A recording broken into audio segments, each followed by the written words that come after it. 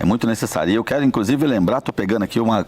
Mas, eu costumo falar sobre isso à luz da Bíblia. Então, por exemplo, Lucas 14, 28 diz: pois qual de vós, querendo edificar uma torre, não se assenta primeiro a fazer as contas dos gastos para ver se tem condições de acabar?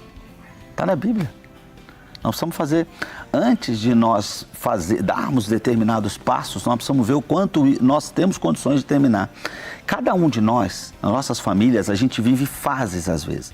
Então existe aquela fase que você não está podendo sair para comer fora todo final de semana. E a gente tem que viver esse momento com alegria. É hora de fazer a pizza em casa, é hora de aprender a fazer o prensado e fazer em casa. É o momento, aí a coisa vai numa outra fase. Agora já dá para sair algumas vezes. Então vamos escolher aquelas experiências que a gente pode viver e que cabe.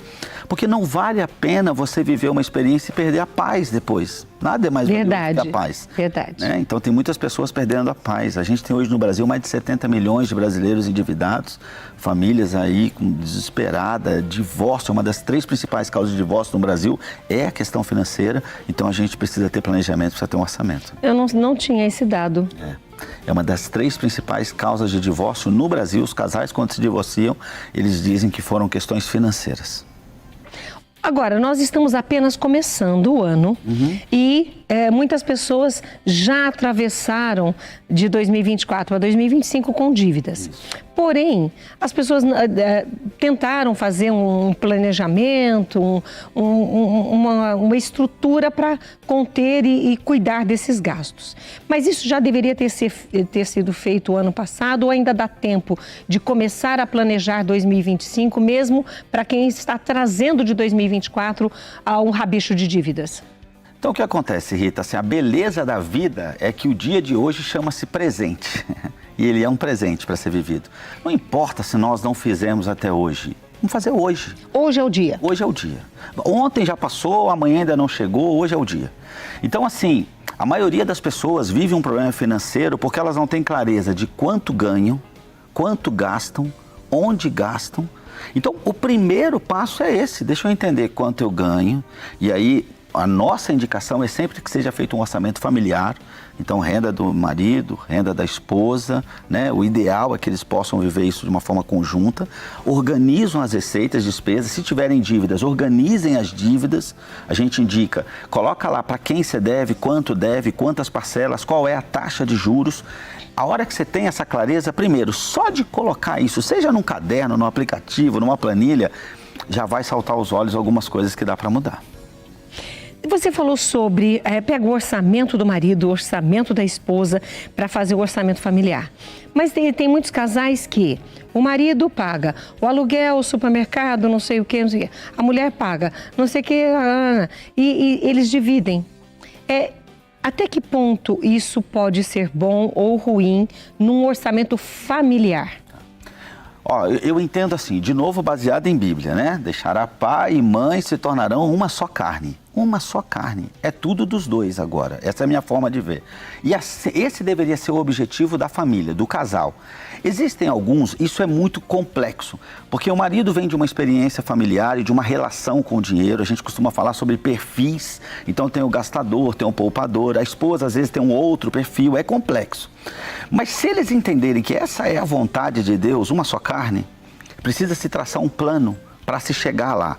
Existem casos onde a gente não indica, a gente acompanha famílias onde um dos dois, por exemplo, está lutando contra um vício. A gente está vivendo uma fase agora muito complexa, de vício em jogos, inclusive, sabe? Muito complexa nessa questão. Então, precisa primeiro se resolver isso. Então, não estamos falando de vir uma chave agora. Mas... Porque se misturar tudo, vai tudo pro vício. É isso aí. Então, entende qual é a situação, trata o que precisa ser tratado, entende que essa é a vontade, é assim que é para ser, e vamos construindo um plano para a gente chegar lá. Mas nós precisamos saber que assim é que deveria ser. O marido coloca quanto ele ganha, ela coloca quanto ganha. Os dois têm seus objetivos, seus sonhos, fazem seu orçamento. Depois eles conversam e transformam num único orçamento familiar. Então o objetivo, onde nós vamos passar as férias? Aí o marido diz, eu quero trocar de carro. Ela diz, mas eu quero reformar a cozinha. Tá bom, como família, o que é o melhor para a família? A prioridade é isso, então nós fazemos isso, depois nós fazemos isso. E como família, o diálogo vai melhorando, a comunicação e essa família cresce. Feito esse orçamento, marido e mulher juntos, levantando tudo que se recebe, que seria o crédito, com tudo que vai ser pago pelas dívidas assumidas pela família, seriam os débitos, e aí vem o saldo. Tá. E às vezes esse saldo sobra um pouquinho. E muitas pessoas não sabem, então, sobrou, vamos gastar. Não é assim que funciona. Não é assim. E eu costumo dizer o seguinte, a gente precisa entender. Quando a gente está cuidando de uma pessoa, mentorando, eu costumo dizer que nós precisamos fazer 2 viagens. A primeira viagem é ao passado. Deixa eu entender por que você tem esse perfil com dinheiro, qual é a sua história de vida, de onde você veio, como seu pai e sua mãe se relacionavam entre eles e com o dinheiro.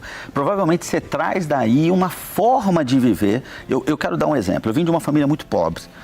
Quando eu tinha 8, 9, 10 anos, eu morei numa casa que não tinha água encanada, não tinha luz, e passamos uma fase que papel higiênico era luxo. Ok? Eu vivo hoje uma realidade completamente diferente, mas não é brincadeira. E existe parte da sociedade que vive isso hoje. Isso não é brincadeira. Me dei conta, quando adulto, que quando eu ia fazer compra, eu comprava quase um carrinho de compra de papel higiênico. Por que isso? Porque eu já tinha ficado sem e eu não queria mais ficar sem. E agora eu, adulto, numa situação financeira diferente, eu não queria. Então a gente estava ajudando uma família onde a moça ela tinha uma compulsão por compras. Nós fomos entender que os pais eram separados e o pai pegava ela eventualmente e ela com 8, 9, 10 anos, o pai dizia: princesinha do papai, pede o que você quiser que o papai dá. Então era sorvete, era um brinquedo. Então ela significou amor como essa questão de consumismo. Então agora, adulta, mulher, dona de família, a gente precisa tratar isso, entender isso para que ela possa se libertar. Então primeiro nós fazemos uma viagem ao passado para entender o que ela traz de história de vida, significa, e a gente precisa fazer uma outra viagem, uma viagem à origem, que é quais são os planos de Deus. Como era para você se relacionar com o dinheiro? É diferente do que você se relaciona hoje. Se você tem problemas, é porque é diferente. Esses não são os planos de Deus. E você falou sobre essa compulsão que ela tinha de compras, e muitas pessoas têm. Você falou sobre jogos, são vícios que as pessoas têm. Muitas mulheres têm vícios por bolsas, sapatos, maquiagem, coisas dos seus acessórios, coisas que não tiveram, talvez na infância, na adolescência, tinham vontade de ter. Agora, tendo possibilidades, dão prioridade a isso do que outras coisas que deveriam ir para a família. Então, eu gostei desse seu ponto, porque se a pessoa não identificar o que a faz gastar tanto num determinado produto ou situação, ela nunca vai conseguir fechar essa torneira. Nunca vai. Nunca vai. Eu costumo dizer que assim, finanças tem 3 dimensões. Tem uma dimensão espiritual, tem uma dimensão emocional e tem uma dimensão natural. As pessoas estão muito preocupadas na dimensão natural. Como eu invisto? Igual você falou, sobrou um pouquinho, o que eu faço com isso? Ok, porque tem 5 competências que nós precisamos desenvolver para lidar com o dinheiro. A primeira é fazer dinheiro. Eu posso ser muito bom em fazer dinheiro. Se eu não tiver as outras, eu nunca vou ser próspero. Eu preciso me desenvolver em ter dinheiro. Porque existem pessoas que fazem, mas como não sabem ter, o casamento vai para o buraco, a relação com outras coisas vai para o buraco. Bom, aí eu preciso aprender a usufruir do dinheiro, porque não adianta saber fazer, saber ter, se eu não souber usufruir do dinheiro. Isso está na palavra, isso está na Bíblia. Bom, aí eu preciso aprender a multiplicar o dinheiro. Aqui é a questão, como eu faço para investir para esse dinheiro render mais? E a 5ª competência que eu preciso desenvolver para ser próspero é que eu preciso aprender a abundar, transbordar. Isso não é para acabar em mim, isso precisa beneficiar outras pessoas. Eu preciso desenvolver as 5 competências. E aí tem uma dimensão espiritual, emocional e natural para ser tratada. E todas estão interligadas. Todas estão... a gente Porque pode... se você, como você disse, se você consegue ganhar dinheiro, trabalhar e fazer esse dinheiro aparecer, mas não sabe ter, não sabe usufruir, não sabe aproveitar esse dinheiro, quer dizer, esse dinheiro acaba sumindo do mesmo jeito. Na verdade, esse dinheiro não vai trazer paz. É por isso que algumas pessoas são ricas, mas não são prósperas. Eu costumo dizer que prosperidade não tem a ver com ter tudo. Prosperidade tem a ver com não sentir falta de nada. Existem pessoas que são muito ricas, mas tem um buraco dentro do peito e que não consegue preencher. Isso chega a ser desesperador, porque você imagina a pessoa, ela pode comer onde ela quiser, ela pode viajar para onde ela quiser, só que tem um buraco dentro do peito dela que não preenche. Então nós não estamos falando de riqueza, nós estamos falando de prosperidade. Então é dominar. Prosperidade é ter paz. É ter paz. É você não precisar, eu não preciso. É isso. Não é não preciso porque eu tenho dinheiro, posso comprar e não quero, não é isso. É porque você está vendo que naquele momento aquilo não é necessário, porque você está em paz, é isso? Por outro lado, é ter a liberdade de que se eu quiser comer o cachorro quente prensado, eu posso ir. É não falar assim, poxa, eu queria ir e não vou porque eu não tenho dinheiro. Aí é ruim. Não, isso aí o dinheiro está dominando. Quem está tomando a decisão por nós é o dinheiro. As pessoas que estão endividadas, entraram 2025 endividadas, precisam tomar algumas atitudes. E é com isso que a gente começa, porque é necessário identificar quais são esses gastos, o que é supérfluo, o que dá para tirar, para colocar nesse orçamento de 2025, Rezende? É isso mesmo. Então, nós precisamos fazer aquela organização. Lista as suas receitas, né? Lista as despesas, separa despesa de dívida, porque às vezes as pessoas estão o negócio está tão complexo que ela está misturando despesas. Então, organiza primeiro e aí dívidas, ok. Agora, quando você vai olhando para as despesas, o que nós precisamos ter? Para ser próximo, você precisa ter um objetivo, claro, né? Então, para onde eu estou indo? O que eu quero conquistar? Quando você tem esse objetivo, você precisa começar a olhar nas suas despesas quais delas contribuem para você ir naquela direção e quais não contribuem. Então, às vezes, você vai olhar, mas eu gosto tanto de uma assinatura, por exemplo, de um joguinho, alguma coisa lá, um aplicativo. Tá, o quanto isso está alinhado para você ir para aquela direção? Nada. Você está numa fase de financeira que está sobrando e que você pode se dar esse luxo, ok. Não estou endividado. Então você precisa começar a cortar esse tipo de coisa. Tem 2 movimentos que nós precisamos fazer. Reduzir despesas, eu costumo dizer que despesa é igual cabelo, unha, a gente tem que estar cortando sempre para ficar bonito, né? Então eu estou sempre buscando uma forma de cortar para ficar bonito e eu preciso sempre pensar numa forma de aumentar a receita. O que mais eu podia fazer para ganhar um pouquinho a mais? Então são os 2 movimentos que nós precisamos fazer. No caso de cortar gastos, as pessoas muitas vezes olham e falam, mas onde eu vou cortar? Eu não posso ficar sem a televisão, eu não posso ficar sem não sei o quê, sem não sei o quê. Então, é uma questão pessoal, claro, a família decide isso, mas existem gastos que podem ser cortados? Existem. Existe uma questão hoje, infelizmente, que nós estamos vivendo num mundo onde as pessoas estão muito dependentes de prazer. Então, quando ela diz eu não posso, igual, às vezes a gente vai ajudar uma pessoa que já tem lá um exemplo de mulher, não fiquem bravas comigo, é só um exemplo que eu lembrei agora. Então, por exemplo, tem 50 pares de sapato e ela diz, não, mas eu preciso do 51º. Não, tem fase da vida que você pode se dar esse luxo, tem fase que não dá, você não pode ter. E não é que você precise, porque você só tem 2 pés, para que você vai ter 51 pares de sapato? Então, nesse momento, inclusive o fato de você não poder, isso pode servir como motivação para você sair dessa situação e amanhã poder. Então, nós sempre temos algo que nós podemos cortar, sempre tem. A questão é muito emocional, é aquilo que a gente estava dizendo, não, mas eu não consigo ficar sem, e muitas vezes isso é uma questão emocional. Né? Na hora da decisão de compra, qual é uma questão que nós precisamos entender hoje? O cérebro humano tem sido estudado e apesar de cada pessoa ser uma pessoa diferente, o cérebro humano tem padrões. Esses padrões a neurociência entregou para o mercado, por exemplo, estratégias de vendas e de marketing. Por exemplo, nós chamamos de gatilhos mentais. Então é comum você estar lá olhando um hotel, para você passar as férias, está assim, últimos 2 quartos. Aquilo é um gatilho mental. Quando você vai fazer compra, a altura onde os produtos estão, a cor, a logo, o desenho da logo, a posição. Não é à toa que nessas lojas existe um caminho para você fazer até o caixa, sempre tem fila e aquilo ali vai despertar em você um desejo de você comprar algo. Por isso, antes de fazer compra, você tem que ir bem alimentado, você tem que ter uma lista e você tem que saber o que você pode comprar. Então, existem coisas que dá para deixar de comprar, mas a gente precisa se planejar.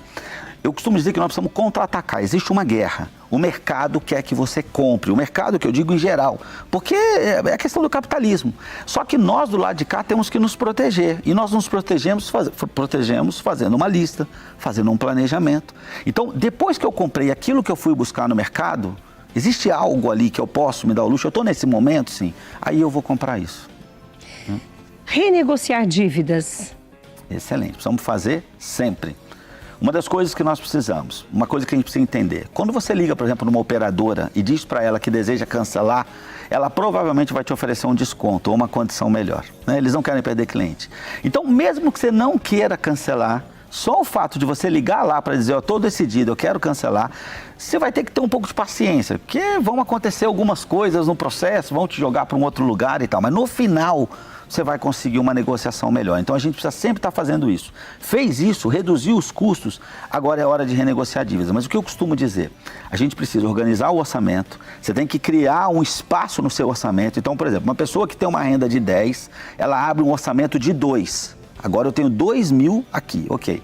E eu tenho 20 mil de dívidas. Bom, eu posso pagar 2 por mês. Eu vou chamar do maior juros para o menor juros e vou começar a negociar, encaixar isso para eu poder pagar dentro daquilo que eu posso.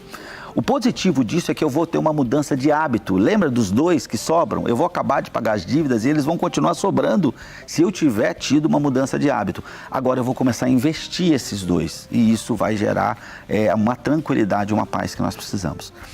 Tem uma responsabilidade maior nisso e eu queria citar, nós como pais temos uma responsabilidade de apontar um caminho para os nossos filhos. Porque a nossa relação com o dinheiro é um exemplo e uma referência para os nossos filhos. Eles vão levar para o resto da vida também. Eles vão levar. Então você até hoje nunca foi organizado. Eles viram isso. Só que agora você passou a sentar e passou a se organizar.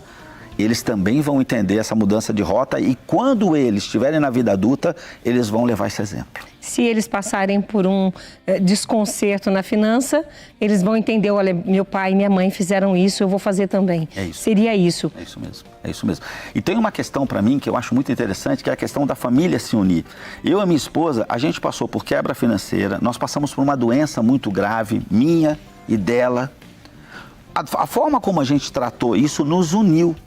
Né? Na verdade nos uniu. Então as dificuldades, os desafios, quando bem tratados em família, podem nos unir. Às vezes eu dou um exemplo nas famílias. A pessoa, por exemplo, eu gasto R$400 por mês lavando o carro. Eu falo, R$400. O que você pode fazer? Você pode passar a lavar o próprio carro. Traz a sua filha de 4 anos para lavar junto contigo. Você vai criar um momento emocional inesquecível para ela. Você vai economizar R$400 no mês. E você, ou seja, você não está no momento de sair para comer pizza, então faz a pizza em casa, mas faz em família, saiba lidar com isso, não fica murmurando, reclamando, vive essa estação para você se capacitar de maneira positiva. Melhor. Sempre positivo, otimismo. Agora, você falou sobre, agora saldou as dívidas, continuou sobrando esses 2 mil. As pessoas muitas vezes não sabem o que fazer com esse dinheiro, com esse resíduo bom que sobra. Fundos de investimento a curto, a longo prazo ou formas de lidar com esse dinheiro, você tem dicas para isso também? Tem. O que eu costumo dizer é o seguinte, nós precisamos fazer investimento considerando 3 situações. Primeira, curto prazo. Todos nós, para ter paz, o que nós precisamos ter? Nós precisamos ter uma reserva financeira. Eu nem costumo dizer reserva de emergência, eu costumo dizer reserva financeira. O que eu indico? 6 vezes o custo fixo. Okay? Então, uma pessoa, por exemplo, tem uma renda de 15, de 16 mil e o custo dela todo mês, quando ela soma as despesas, é 10 mil. Ela precisa ter 60 mil aplicado em uma aplicação de alta liquidez. O que é isso? É dinheiro para o dia seguinte, não é carro, não é casa, tá? É dinheiro com liquidez. É investido, mas o dinheiro fica disponível para o dia seguinte. Se ela tem 6 vezes a despesa fixa ali, ela vai conseguir aproveitar boas oportunidades. E se amanhã passar uma dificuldade, ela consegue resolver. Enchi, eu costumo dizer, é como uma caixa d'água. Primeiro eu encho 6 vezes o custo fixo. Encheu, agora vamos transbordar? Aí nós precisamos ter um investimento para médio prazo, que é um investimento para sonho. Então, por exemplo, vamos viajar, vamos para onde? Vamos para a Europa, quanto precisa? Aí já começa a fazer essa reserva. É essa reserva, ela tem esse fim. Toda vez que eu boto dinheiro lá e que às vezes eu deixo de comer a pizza, deixo de sair, mas eu sei para onde eu estou indo, eu pego uma foto do lugar que eu estou e falo, vai valer a pena, vai valer a pena. E eu preciso ter um outro investimento que é o de longo prazo, que é para a nossa liberdade financeira, para a nossa aposentadoria. Países de primeiro mundo, é comum as pessoas, quando elas morrem, elas deixam herança para os filhos. Infelizmente, no Brasil, o mais comum é os filhos se juntarem para pagar o plano de saúde dos pais. É uma questão cultural. E o que eu costumo dizer é que a verdadeira herança que os pais deixam para os filhos não é o patrimônio, é a forma de lidar com o dinheiro. É disso que nós estamos falando. Não é a casa, não é outra coisa, é a forma de lidar com o dinheiro. Agora, nós estamos aqui falando de investimentos, falando de uma situação financeira, e muitas pessoas não sabem lidar com isso. Eu só estou retomando isso porque eu quero que a partir de hoje as pessoas pensem, então eu preciso fazer um orçamento familiar. É isso que nós queremos que você pense. Então eu vou finalizar aqui agora com o Rezende, mas deixando que ele dê todas essas dicas de como você começa tudo isso. Ok. Vamos recapitular algumas coisas. Vamos. E a palavra é sua. Tá. Não, assim, eu costumo dizer, existem pelo menos 10 causas de endividamento e de estagnação, que também é uma outra maldição, onde as pessoas ficam com patrimônio estagnado. São 10 principais causas. E quanto mais delas estiverem presentes, combinadas, maior a chance dessa pessoa estar endividada ou estagnada, ok? Legal. Mas o começo de tudo é o orçamento. E é por isso que eu bato nessa tecla. Porque quase metade, eu vou te dizer que 50% dos problemas de uma pessoa endividada ou estagnada começam a se resolver quando ela lista as despesas, as receitas, as dívidas e as dívidas pelos juros que ela paga, ok? Ele não precisa ser um especialista em finanças para começar a dizer, meu Deus, eu estou gastando isso tudo de Uber, meu Deus, eu estou comendo fora tanto assim, olha o quanto eu estou gastando para comer na rua. E aí ele mesmo vai buscar soluções. Ah, eu acho que eu vou levar uma marmita a partir de agora, é mais saudável, eu que faço a comida e eu vou economizar R$400. Lembra da questão da lavagem do carro? As pessoas chegam para a gente, eu digo, vamos levantar. Você está gastando R$500, às vezes isso é 5% do teu orçamento, da sua renda. Então, assim, vamos passar a lavar o próprio carro. E, né, você disse que não tem dinheiro, aqui já tem um dinheirinho para a gente poder investir, primeiro para construir a reserva, depois para o sonho e depois para a terceira idade. Então, o começo para mim é isso. Existem pessoas me perguntando, como é que eu faço para investir em criptomoeda? O cara quer dirigir uma Scania, mas ele não sabe ainda nem dirigir um carrinho pequeno ali. Então, primeiro aprende aqui, vamos construir a base, depois a gente vai evoluir nisso. Então, é isso. E janeiro é um bom mês para começar tudo isso. Eu costumo dizer que o melhor dia para começar é hoje. É hoje, é o presente. É o presente. Mas é que eu não quero que as pessoas deixem, mas mês que vem eu começo. Não, hoje é não, hoje. É hoje. Hoje não é amanhã. Hoje é hoje.